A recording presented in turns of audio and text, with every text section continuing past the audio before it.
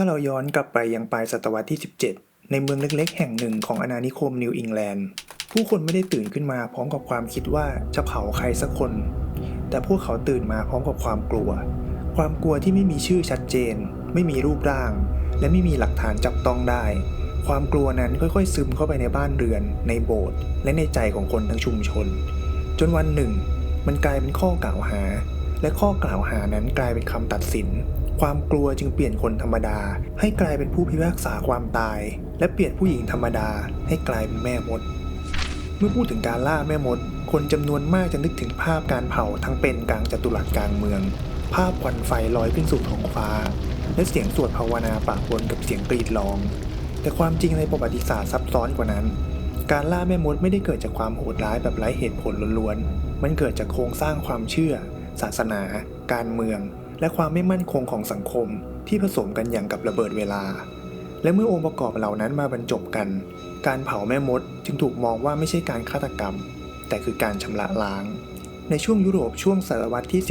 15-17 โลกกำลังเปลี่ยนผ่านอย่างรุนแรงสงครามศาสนาระหว่างแคทอลิกกับโปรเตสแตนต์ทำให้ผู้คนเชื่อว่าปีศาจกำลังแทรกซึมอยู่ทุกแห่งโรคระบาดอย่างกาฬโรคฆ่าชีวิตผู้คนนับล้านโดยไม่มีคำอธิบายทางวิทยาศาสตร์ภัยแล้งและความอดอยากเกิดขึ้นซ้ำแล้วซ้ำเล่าในโลกที่ยังไม่เข้าใจเชื้อโรคหรือภูมิอากาศความทุกข์ยากต้องมีต้นเหตุและต้นเหตุนั้นต้องมีตัวตนปีศาจจึงกลายเป็นคำตอบที่ง่ายและแม่มดก็คือผู้ที่สมคบกับปีศาจหนังสือชื่อมันเลอุสมันเลฟิคารุมซึ่งตีพิมพ์ในปี 1487 กลายเป็นคู่มือล่าแม่มดที่ทรงอิทธิพลมันเสนอแนวคิดว่าผู้หญิงมีแนวโน้มอ่อนแอต่อการล่อลวงของซาตานมากกว่าผู้ชายและให้วิธีการสอบสวนที่เปิดทางให้ใช้การทรมานเพื่อรีดคำสารภาพเมื่อคำสารภาพกลายเป็นหลักฐานและการทรมานกลายเป็นเครื่องมือทางกฎหมายความจริงจึงไม่สำคัญอีกต่อไปสิ่งสำคัญคือการยืนยันความเชื่อที่มีอยู่แล้วในอังกฤษและอาณานิคมอเมริกาการเผาแม่มดไม่ใช่วิธีประหารหลักหลายคนถูกแขวนคอเช่นในเหตุการณ์ล่าแม่มดที่ซาเลมปี 1692 ซึ่งมีผู้ถูกประหาร 20 คนแต่ในยุโรปแผ่นดินใหญ่โดยเฉพาะในดินแดนเยอรมันและฝรั่งเศสการเผาทั้งเป็นถูกมองว่าเหมาะสมกว่าเพราะไฟถูกตีความว่าเป็นสัญลักษณ์ของการชำระบาปมันไม่ใช่แค่ฆ่าแต่มันทำลายร่างกายเพื่อไม่ให้วิญญาณชั่วร้ายกลับมาอีกความรุนแรงจะถูกห่อหุ้มด้วยความศักดิ์สิทธิ์คำถามสำคัญคือทำไมสังคมจำนวนมากจึงพร้อมใจกันเชื่อข้อกล่าวหาที่ไม่มีหลักฐานแน่นหนาคำตอบส่วนหนึ่งอยู่ในโครงสร้างอำนาจการกล่าวหาใครสักคนว่าเป็นแม่มดเปิดพื้นที่ให้ความขัดแย้งส่วนตัวกลายเป็นคดีศาสนาเพื่อนบ้านที่ทะเลาะกันเรื่องที่ดินสามารถเปลี่ยนข้อพิพาทให้กลายเป็นการกล่าวหาอีกฝ่ายว่าทำให้ลูกวัวตายหรือทำให้เด็กป่วยในโลกที่ความเชื่อเรื่องเวทมนต์เป็นเรื่องจริงในจิตสำนึกการกล่าวหาเช่นนี้ฟังดูสมเหตุสมผลอีกส่วนหนึ่งคือบทบาทของเพศผู้หญิงที่ตกเป็นเหยื่อส่วนใหญ่มักเป็นหญิงม่ายหญิงชราหรือผู้หญิงที่อยู่ในนอกกรอบสังคมพวกเธอไม่มีสามีคอยปกป้องไม่มีอำนาจทางเศรษฐกิจและบางครั้งมีบุคลิกแข็งกร้าวเกินกว่าที่สังคมชายเป็นใหญ่จะยอมรับเมื่อความกลัวต้องการเป้าหมายคนที่เปราะบางที่สุดจึงกลายเป็นเป้าแรกในซาเลมเหตุการณ์เริ่มจากเด็กสาวกลุ่มหนึ่งที่แสดงอาการชักเกร็งและกล่าวหาว่ามีคนสาปแช่งพวกเธอชุมชนที่เคร่งศาสนาอย่างเคร่งครัดตีความเหตุการณ์นี้ผ่านเลนของปีศาจการสอบสวนขยายตัวอย่างรวดเร็วคำให้การแบบ